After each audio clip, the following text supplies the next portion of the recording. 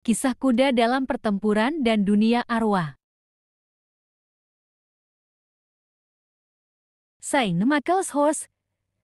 Kisah di balik tandu di medan perang. Di tengah kekacauan medan perang, setiap peralatan dan perlengkapan memiliki makna yang lebih dalam bagi para prajurit. Salah satu benda yang memiliki simbolisme khusus adalah tandu, yang seringkali menjadi penyelamat bagi mereka yang terluka. Di antara berbagai sebutan untuk tandu, julukan Saint Michael's Horse memiliki makna religius dan historis yang mendalam. Julukan ini berasal dari tradisi Katolik yang menganggap Santo Mikael sebagai pelindung para pejuang dan pemandu jiwa ke kehidupan selanjutnya. Dalam pertempuran, tandu seringkali digunakan untuk membawa mereka yang terluka parah dari garis depan ke tempat perawatan. Banyak prajurit yang percaya bahwa berada di tandu ibarat ditunggangi oleh Santo Mikael yang akan membawa mereka menuju keselamatan atau, jika ajal menjemput, ke surga. Istilah ini diduga pertama kali digunakan dalam Perang Dunia I, ketika medan perang dipenuhi dengan luka dan penderitaan yang tak terbayangkan. Para tenaga medis yang membawa tandu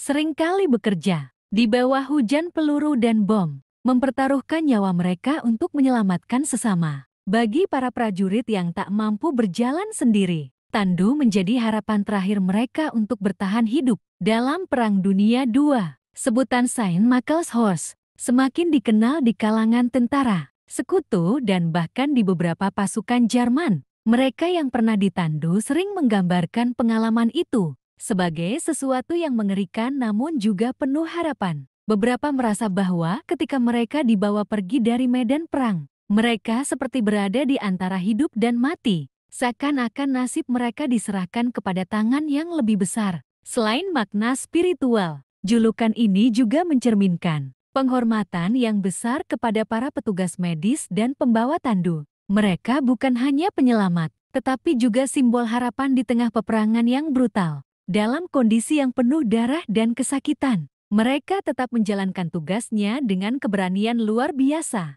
memastikan bahwa setiap prajurit yang terluka mendapat kesempatan untuk bertahan hidup. Kisah tentang Saint Michael's Horse juga menjadi pengingat akan pentingnya solidaritas dan kemanusiaan di medan perang. Meskipun perang adalah ajang kekerasan dan kehancuran, di dalamnya tetap ada momen-momen kepedulian dan kasih sayang yang ditunjukkan oleh mereka yang berusaha menyelamatkan nyawa orang lain. Di berbagai literatur perang dan memoir para veteran, istilah ini sering muncul sebagai metafora yang menggambarkan perjalanan seseorang dari ambang kematian menuju kehidupan baru. Banyak prajurit yang berhasil selamat menganggap bahwa berada di tandu adalah titik balik dalam hidup mereka. Momen di mana mereka harus menyerahkan diri sepenuhnya kepada nasib dan keberanian orang lain. Hingga saat ini, meskipun peperangan terus berkembang dengan teknologi yang lebih canggih, konsep tandu dan mereka yang membawanya tetap menjadi simbol kemanusiaan di tengah kekacauan. Dalam berbagai pasukan militer modern, penghormatan kepada tenaga medis dan pembawa tandu tetap tinggi, mengingat jasa mereka yang luar biasa di masa lalu. Saint Michael's Horse bukan sekadar tandu, tetapi juga simbol perjalanan antara kehidupan dan kematian, antara harapan dan keputusasaan. Kisah di balik istilah ini mengajarkan bahwa di tengah peperangan yang brutal, masih ada ruang untuk keberanian, pengorbanan, dan harapan akan keselamatan. Kisah dewa berkepala kuda yang membantu hakim akhirat. Di negeri China kuno, terdapat banyak kisah tentang dunia roh dan kehidupan setelah kematian. Salah satu legenda yang terkenal adalah tentang Mamin, makhluk gaib berkepala kuda yang bertugas membantu hakim akhirat dalam menegakkan keadilan bagi arwah yang telah meninggal. Bersama rekannya, Niumin yang berkepala sapi, ia menjadi penjaga dunia bawah, memastikan bahwa setiap roh menerima ganjaran yang setimpal dengan perbuatannya di dunia. Mamin dikenal sebagai sosok yang tinggi besar, dengan tubuh manusia namun berkepala kuda. Wajahnya garang, matanya tajam, dan ia selalu membawa rantai besi atau cambuk untuk menangkap roh-roh yang mencoba melarikan diri dari penghakiman. Perannya sangat penting dalam mengawal arwah menuju pengadilan Raja Yama, hakim tertinggi di dunia bawah yang menentukan nasib setiap roh sebelum mereka berinkarnasi atau dihukum sesuai dengan dosa-dosanya. Dalam legenda rakyat, Mamien digambarkan sebagai makhluk yang tidak hanya menyeramkan, tetapi juga adil. Ia tidak pernah bertindak kejam tanpa alasan, dan hanya menjalankan tugasnya dengan penuh tanggung jawab. Ketika arwah seseorang tiba di dunia bawah, Mamien akan memastikan mereka tidak mencoba menghindari pertanggungjawaban atas perbuatan mereka di dunia. Salah satu kisah terkenal tentang Mamien terjadi di sebuah desa kecil di Tiongkok kuno. Seorang pria kaya yang korup dan tamak meninggal dunia. Namun rohnya mencoba melarikan diri dari pengadilan akhirat. Dengan menipu para penjaga dunia bawah, ia menyamar sebagai roh baik dan berusaha menyelinap kembali ke dunia manusia. Namun, Mamien dengan kecerdasannya segera menyadari tipu muslihat tersebut. Dengan cambuk besinya, ia menangkap roh pria itu dan menyeretnya kembali ke hadapan Raja Yama. Dalam pengadilan akhirat,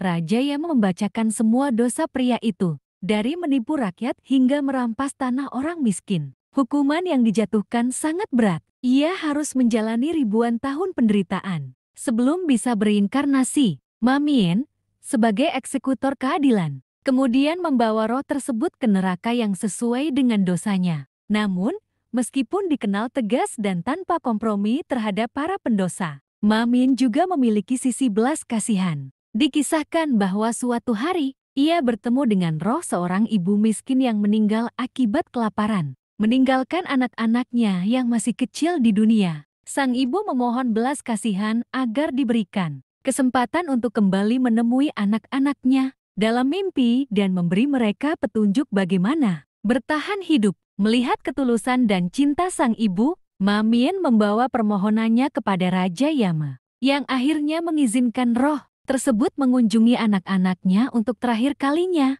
Legenda tentang Mamien berkembang dari waktu ke waktu dan menjadi bagian dari kepercayaan rakyat Tiongkok tentang kehidupan setelah kematian. Banyak yang percaya bahwa ia bukan sekadar penjaga neraka, tetapi juga simbol dari keadilan dan keseimbangan. Tidak ada dosa yang tidak tercatat, dan tidak ada kebajikan yang diabaikan. Itulah hukum yang ditegakkan di dunia bawah. Dalam budaya populer, Mamien sering muncul dalam seni, sastra, dan bahkan perayaan rakyat. Beberapa festival menghormatinya sebagai salah satu makhluk suci yang menjaga keseimbangan antara dunia manusia dan dunia roh. Patung-patungnya ditemukan di kuil-kuil Taoisme dan Buddhisme sebagai pengingat bahwa setiap tindakan manusia memiliki konsekuensi. Hingga kini, kisah Mamien tetap hidup dalam cerita rakyat dan ajaran moral tentang pentingnya bertindak dengan benar selama hidup di dunia. Ia bukan sekadar penjaga dunia bawah, tetapi juga perwujudan dari hukum kosmis yang tidak dapat dihindari bahwa setiap orang,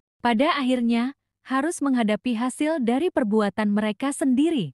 Legenda Theodoric dari Verona dan kuda hitam iblis. Di zaman abad pertengahan, Eropa dipenuhi dengan kisah-kisah kepahlawanan dan kutukan. Salah satu legenda yang paling terkenal adalah kisah Theodoric dari Verona, seorang raja yang gagah berani namun mengalami nasib tragis. Menurut legenda, ia tidak meninggal secara wajar, melainkan dibawa pergi oleh seekor kuda hitam iblis, meninggalkan jejak misteri yang terus diceritakan turun-temurun. Theodoric dikenal sebagai pemimpin yang kuat dan tangguh, seorang raja yang menaklukkan banyak wilayah dengan keberaniannya. Namun, meskipun ia dihormati oleh rakyatnya, ada bisikan-bisikan bahwa dosa dan kesombongannya akan membawa akhir yang mengerikan. Ia seringkali dianggap terlalu ambisius, dan banyak yang percaya bahwa kekuatannya berasal dari perjanjian rahasia dengan kekuatan gelap. Legenda mengatakan bahwa di penghujung hidupnya,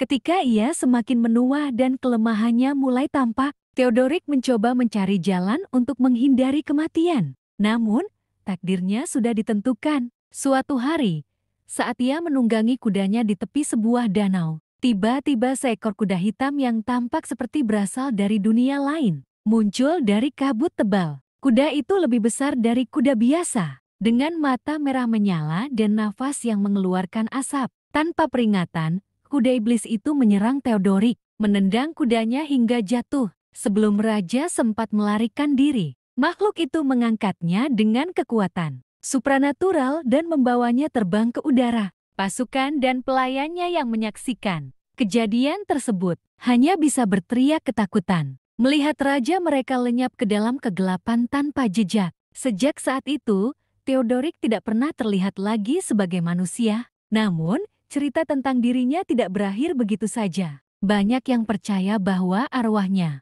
tidak mendapatkan ketenangan dan menjadi hantu yang menghantui tempat-tempat yang pernah ia kuasai. Penduduk Verona sering melaporkan melihat sosok berkuda dengan baju zirah yang berkilaan, menunggangi kuda hitam yang sama yang membawanya pergi. Menurut legenda, suara derap kuda iblis itu bisa terdengar pada malam-malam tertentu, terutama ketika perang atau bencana akan terjadi. Beberapa orang mengaku melihat Theodoric berusaha kembali ke dunia manusia. Namun kutukan yang menimpanya tidak mengizinkannya beristirahat dengan damai. Ia terus berkelana sebagai roh tersesat, mencari penebusan yang tidak pernah datang. Kisah ini menjadi peringatan bagi para pemimpin yang terlalu serakah dan haus kekuasaan. Theodoric, meskipun besar dan kuat, tidak bisa menghindari takdirnya. Kejadian tragis yang menimpanya dijadikan pelajaran bahwa tidak ada kekuatan yang mampu melawan kehendak alam semesta, dan bahwa kesombongan hanya akan membawa kehancuran. Legenda Theodoric dari Verona masih hidup dalam cerita rakyat hingga hari ini. Banyak penulis dan penyair abad pertengahan mencatat kisahnya sebagai contoh kejatuhan seorang raja yang terlalu jauh melangkah. Bagi penduduk Verona, sosoknya tetap menjadi misteri yang menakutkan. Seorang penguasa yang diambil oleh kuda iblis dan berubah menjadi hantu, terus berkeliaran di dunia tanpa pernah menemukan kedamaian.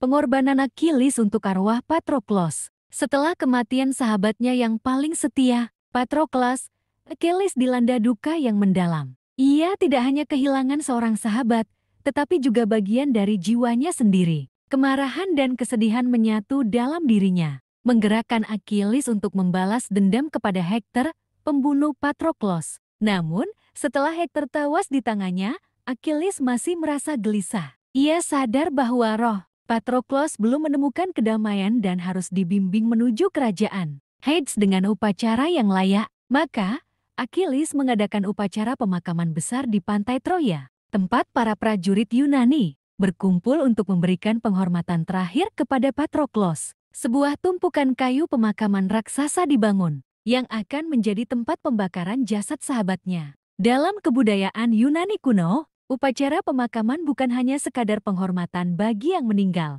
tetapi juga ritual sakral untuk memastikan arwah dapat melakukan perjalanan dengan selamat ke dunia bawah. Untuk memastikan perjalanan Patroklos ke Hades berlangsung tanpa hambatan, Achilles memutuskan untuk mengorbankan 4 ekor kuda pilihan. Kuda-kuda ini bukan sembarang kuda, melainkan yang paling kuat dan cepat, yang telah mengiringi mereka dalam pertempuran selama bertahun-tahun. Dengan mengorbankan kuda-kuda ini, Achilles berharap mereka akan menjadi penuntun bagi arwah Patroklos di dunia bawah, membawanya dengan kecepatan kilat ke gerbang Hades. Saat matahari terbenam, upacara dimulai. Para prajurit Yunani berdiri dalam keheningan saat Achilles memimpin pengorbanan. Dengan tangan penuh darah dan mata yang dipenuhi duka, ia memotong tali kekang dan membebaskan kuda-kuda itu dari dunia manusia. Satu persatu, mereka dikorbankan di atas kayu pemakaman. Darah mereka mengalir sebagai persembahan kepada para dewa dunia bawah.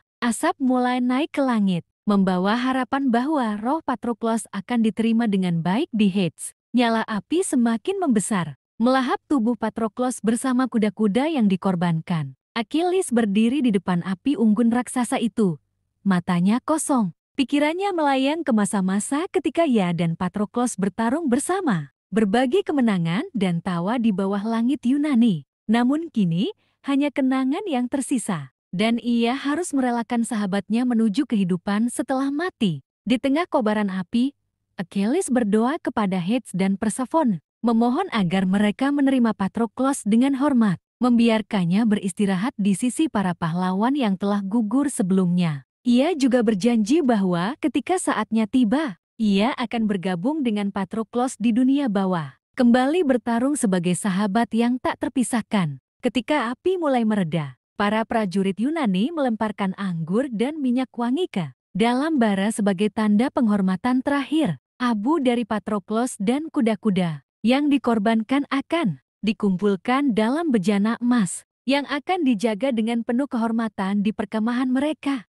Achilles, meskipun hatinya masih dipenuhi kesedihan, merasa bahwa ia telah melakukan tugas terakhirnya sebagai sahabat sejati. Namun, di lubuk hatinya, ia tahu bahwa takdirnya sendiri sudah ditentukan. Kematiannya semakin dekat, dan ia tidak takut lagi. Ia sadar bahwa, seperti Patroklos, ia juga akan menuju Hades dalam waktu yang tak lama lagi. Namun, untuk saat ini, ia masih memiliki pertempuran yang harus diselesaikan dan kehormatan yang harus dipertahankan. Legenda mengatakan bahwa roh Patroklos memang dibimbing oleh kuda-kuda yang dikorbankan melewati sungai Styx menuju gerbang dunia bawah. Di sana, ia disambut oleh arwah para pahlawan yang gugur sebelumnya. Dengan pengorbanan ini, Achilles memastikan bahwa sahabatnya tidak berjalan sendirian ke dalam kegelapan, tetapi berlari dengan kecepatan ilahi menuju keabadian.